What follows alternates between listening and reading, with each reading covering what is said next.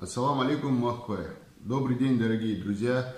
По социальным сетям рассылается печатное такое сообщение о том, что якобы в Домодедово был задержан человек, молодой человек, который возвращался из Германии в Россию, был депортирован из Германии, что его задержали, отняли у него телефон, и этот парень назвался Бесланом Мадаевым, сказал, что он из Чеченской Республики, и окружающим попросил как-нибудь передать его родным и близким о том, что его задержали в Домодедово.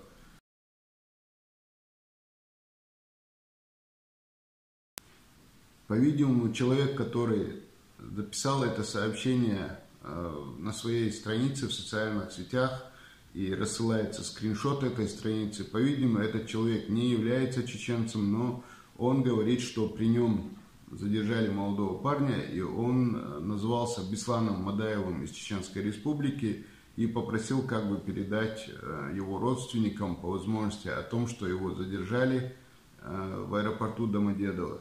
Несколько дней назад мы получили это сообщение, обратились в наше республиканское МВД, попросили как бы проверить, состоял ли этот Беслан Мадаев в розыске. Мне объяснили, что он в розыске не состоял. Потом по нашей просьбе сотрудники МВД обратились в отдел полиции аэропорта Домодедово, где им также ответили, что человек по имени Беслан Мадаев не задержан. Из всего этого я примерно делаю выводы о том, что, скорее всего, возможно, он был задержан на какое-то время для выяснения личности, но потом отпущен. Потому что если по дороге домой молодой парень просто пропал, то наверняка мы об этом давно уже знали бы, об этом очень, искали бы этого молодого человека и, опять же, искали бы и по соцсетям в том числе, и наверняка мы все об этом уже знали бы. Если нет о нем такой информации, то примерно можно сделать вывод о том, что молодой человек, да, действительно, наверное, был задержан для выяснения или по каким-то другим причинам, но, скорее всего, потом отпущен, потому что сотрудники из отдела полиции аэропорта Домодедово, они официально ответили нашему МВД о том, что такого человека среди задержанных нет.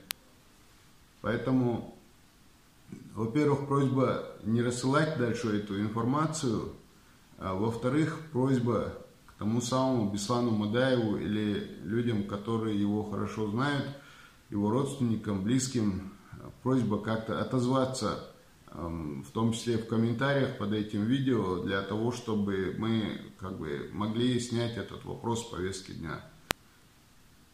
Вот такое вот сообщение. Большое всем спасибо за внимание.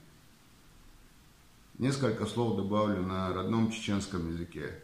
Сообщение версия матайца, версия матая, зиндаску яшаюи, язинага версия велая эрму вела цаволчуфтерду. Нагасан и Беслан Бошик Анта и Цун Хазаха и Цунгерга Чан Юхия Чан Хазаха. В комментариях я хаитиш, это канта хула мечау